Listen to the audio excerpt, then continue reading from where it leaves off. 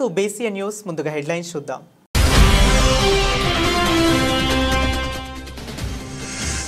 తిరుమలలోని 47వ నెంబర్ లడ్డు కౌంటర్లో అగ్ని ప్రమాదం. భక్తులు భయభ్రాంతులకు గురై పరుగులు.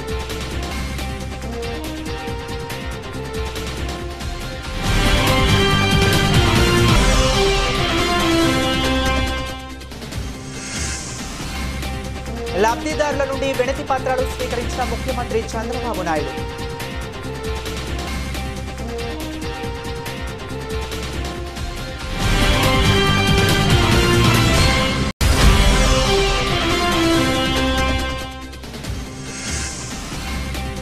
తిరుమలలో సంక్రాంతి సంబరాలు.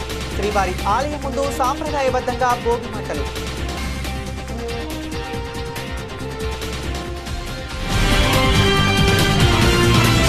తిరుమలలోని 47వ నెంబర్ లడ్డు కౌంటర్లో అగ్ని ప్రమాదం చోటు చేసుకుంది. నిత్యం భక్తులతో కిలకిటలాడే లడ్డు ప్రసాదాలను అందజేసే ప్రాంతంలో ఈ ఘటన జరగడంతో భక్తులు భయభ్రాంతులకు గురై పరుగులు తీశారు. కంప్యూటర్ సిస్టమ్కు సంబంధించిన యూపీఎస్లో షార్ట్ సర్క్యూట్ కావడంతో ఈ ఘటన చోటు చేసుకుంది. విషయం తెలుసుకున్న సిబ్బంది వెంటనే సంఘటనా స్థలానికి చేరుకుని మంటలను అదుపులోకి తీసుకువచ్చే ప్రయత్నం చేశారు.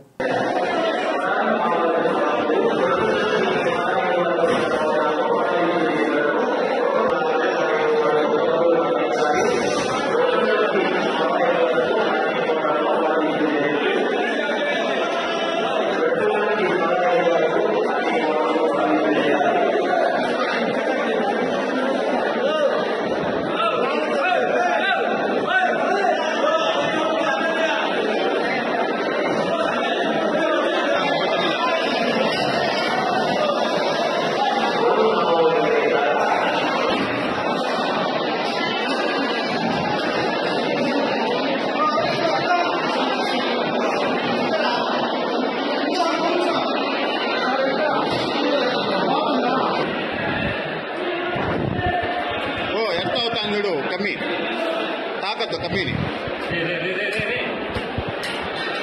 కమ్మి తాకద్దు ఎంత అవుతుంది.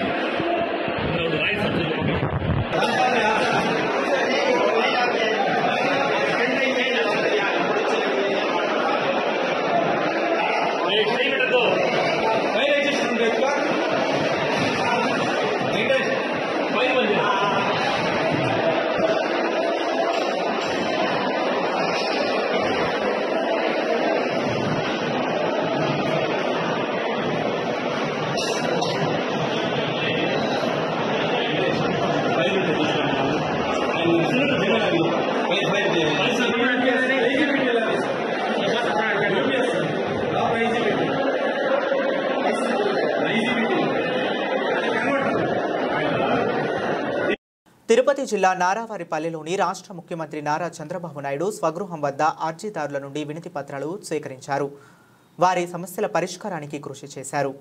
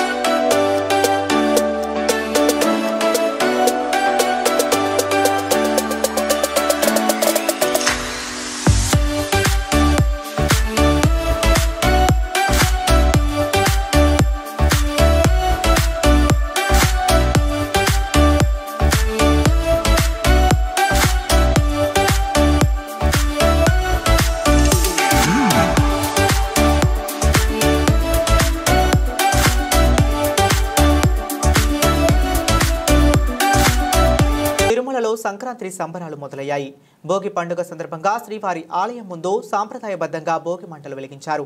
వేకువజామున ఆలయం ముందు అర్చకులు, సిబ్బంది భోగి మంటలు వేసి సంబరాలు చేసుకున్నారు. దక్షిణాయానం నుండి ఉత్తరాయాణం తర్వాత మొదటిగా వచ్చే పండుగ భోగి, సంక్రాంతి, కనుమ. ఈ సందర్భంగా ఆలయంలో ప్రత్యేక పూజలు చేశారు. ధనుర్మాస కైంకర్యాలు నిర్వహించారు. ప్రతి ఏడాది ఆలయం ముందు భోగి మంటలు వేయడం ఆనవాయితీ. భోగి వేడుకల్లో భక్తులకు సైతం భాగస్వాములు చేస్తుంటారు. ఆలయ సిబ్బంది మహాద్వారానికి ముందు భాగంలో ఈ వేడుకలు నిర్వహించారు.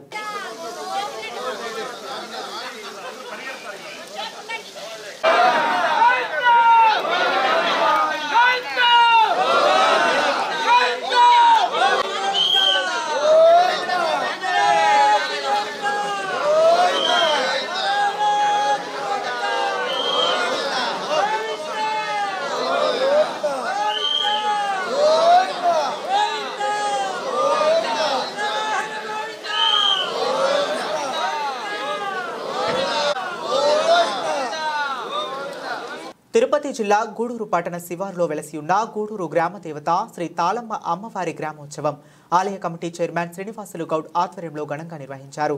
ఈ ఉత్సవంలో భాగంగా శ్రీ తాళమ్మ అమ్మవారి దేవస్థానంలో ఎమ్మెల్యే సునీల్ కుమార్ అమ్మవారిని దర్శించుకుని ప్రత్యేక పూజలు జరిపించారు. ఈ సందర్భంగా ఆలయ కమిటీ సభ్యులు ఎమ్మెల్యే సునీల్ కుమార్ ను ఘనంగా సత్కరించి పూజా కార్యక్రమాలు జరిపించారు. ఈ సందర్భంగా ఎమ్మెల్యే సునీల్ కుమార్ మాట్లాడుతూ అమ్మవారి గ్రామోత్సవం ప్రశాంత వాతావరణంలో నిర్వహించే విధంగా చర్యలు తీసుకోవాలని నిర్వాహకులకు ఆయన సూచించారు.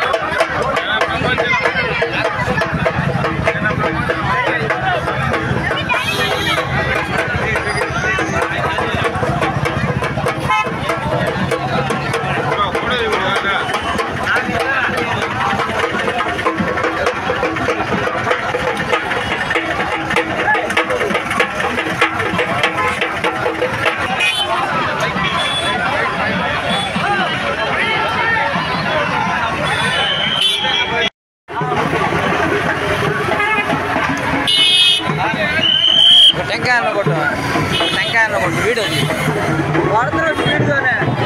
టెంకాయ కొట్టు వీడియోలో పడాలి దానికి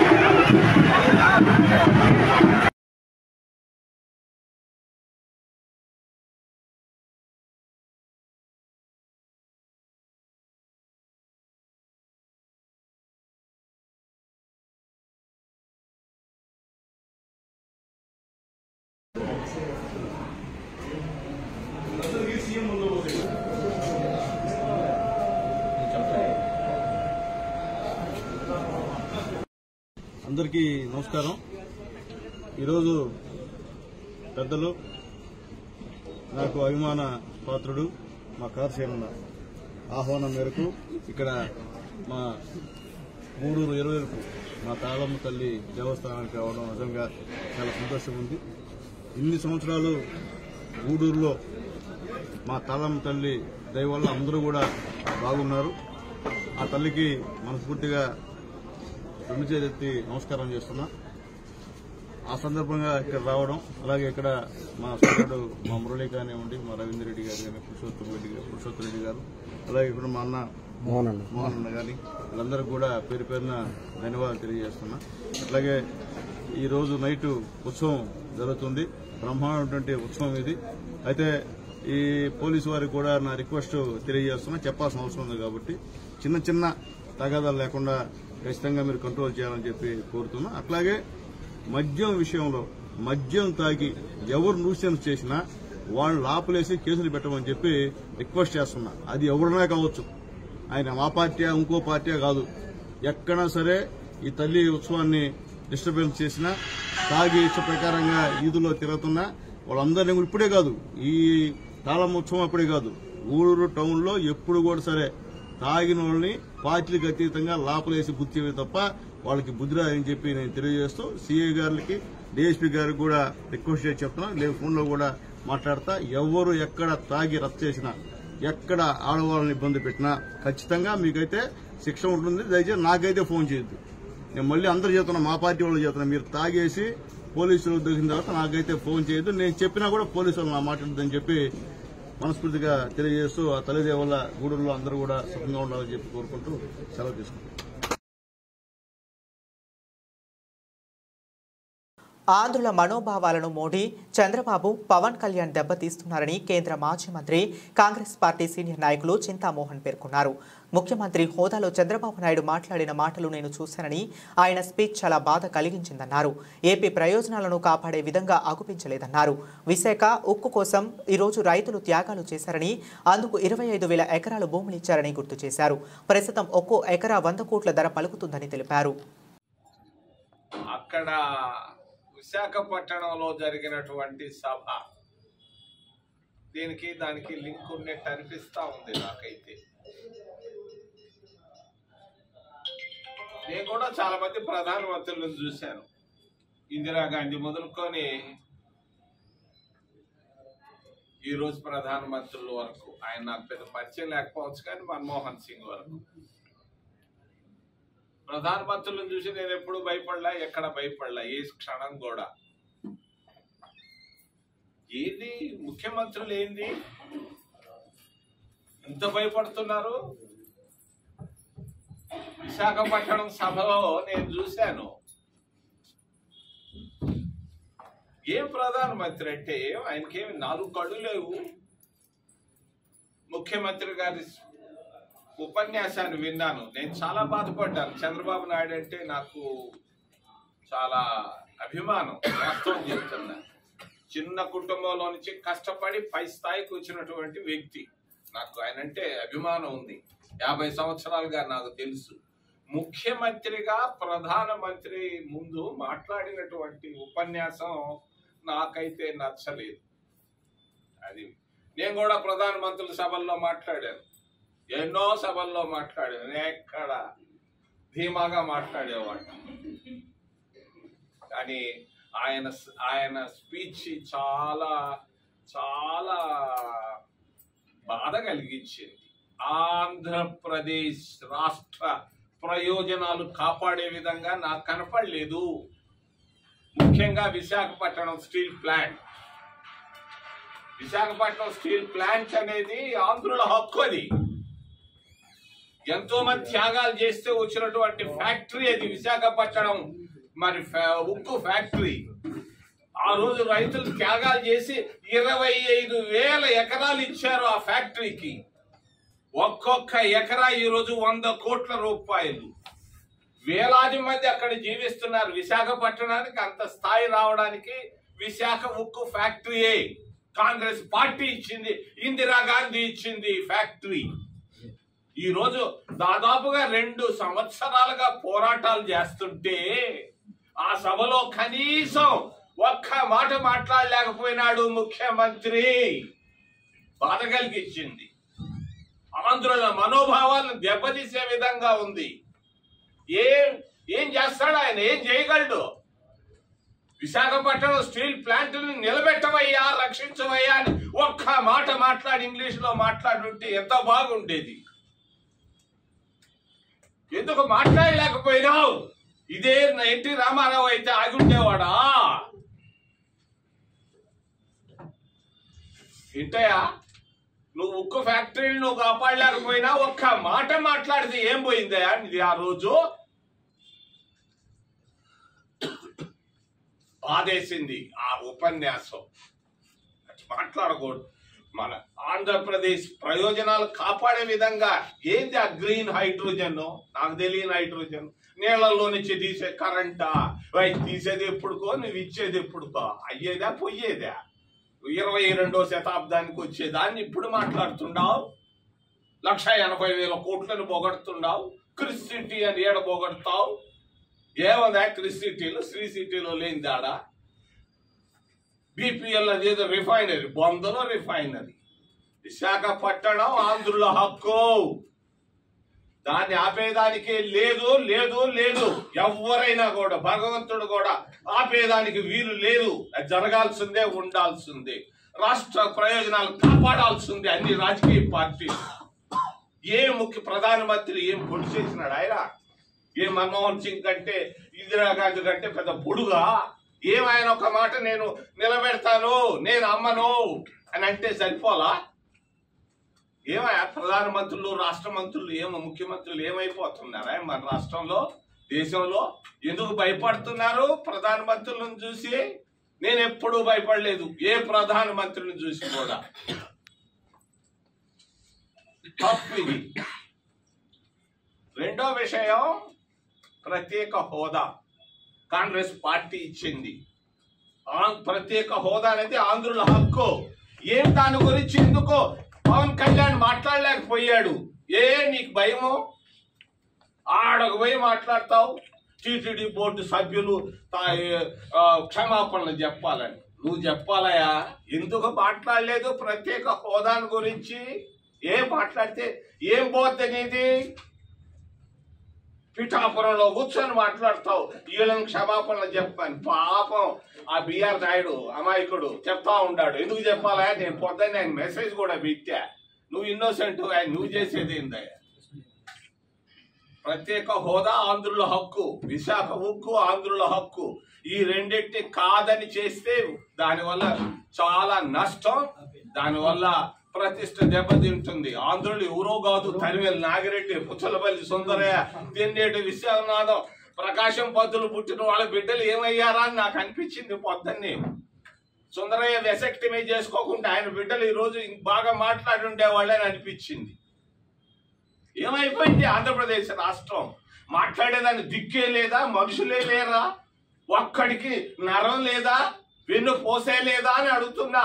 అన్ని రాజకీయ పార్టీలు, లెఫ్ట్ పార్టీలు ఒక్కటే నిలబడుతున్నాయి ఈరోజు ధైర్యంగా. మీరేం పొరపాట్లు చేస్తున్నారా? ఎందుకు భయపడుతున్నారు? రాష్ట్ర ప్రయోజనాలు కాపాడలేని ఉంటే ఊడిపోతే ఏమి? రెండోది టీటీడీ.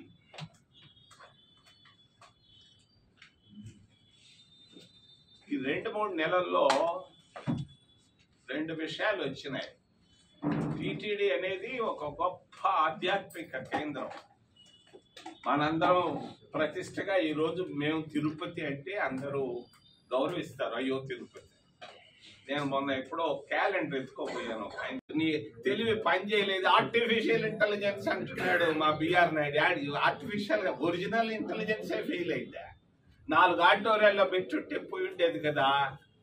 మనకున్న ఆడిటోరియాలు మన తీలో ఉన్నది. ఒక ఆడిటోరియం ఉంది కదా, వెంకటేశ్వర యూనివర్సిటీ ఉంది, పద్మావతి యూనివర్సిటీ ఉంది, మెడికల్ కాలేజ్ ఉంది, సాంస్క్రిట్ కాలేజ్ ఉంది. లేకపోతే ఆ పిఎల్ఆర్ గ్రాండ్ ఇంకోటి డాక్టర్ తెచ్చింది. ఇన్ని పెట్టుకొని నువ్వు ఆలోచించకుండా నీ సొంత ఇంటెలిజెన్స్ లేకుండా ఆర్టిఫిషియల్ ఇంటెలిజెన్స్ లో పోతున్నారు మనవాడు.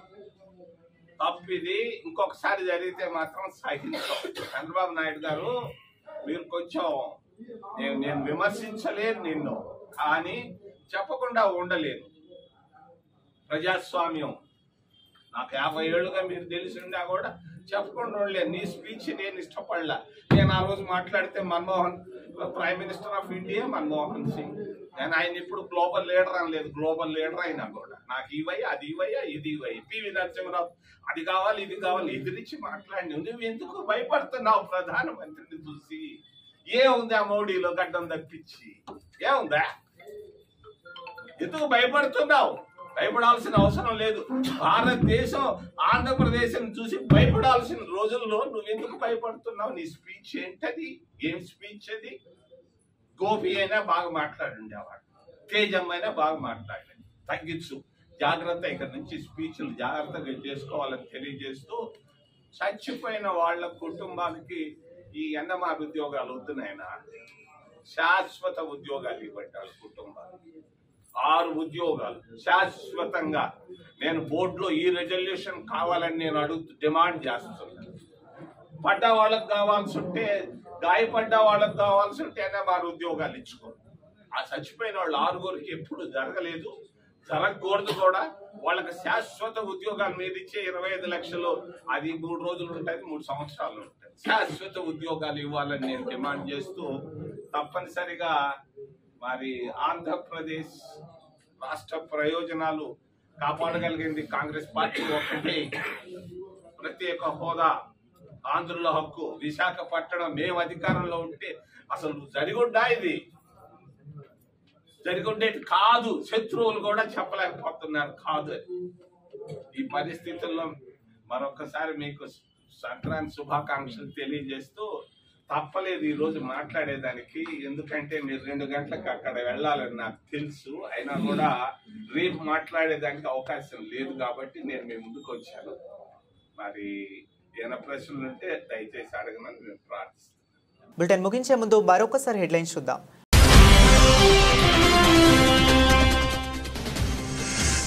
తిరుమలలోని 47వ నెంబర్ లడ్డు కౌంటర్లో అగ్ని ప్రమాదం. భక్తులు భయభ్రాంతులకు గురై పరుగులు.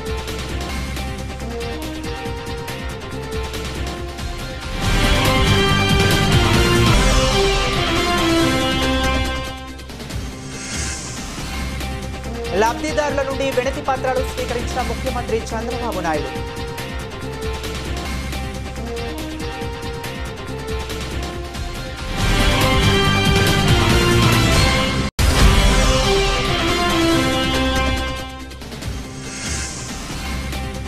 తిరుమలలో సంక్రాంతి సంబరాలు.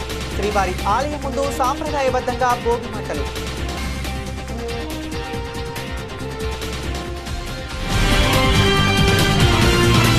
ఇవి ఇప్పటి వరకు ఉన్న అప్డేట్స్. మరిన్ని అప్డేట్స్ కోసం కీప్ వాచింగ్.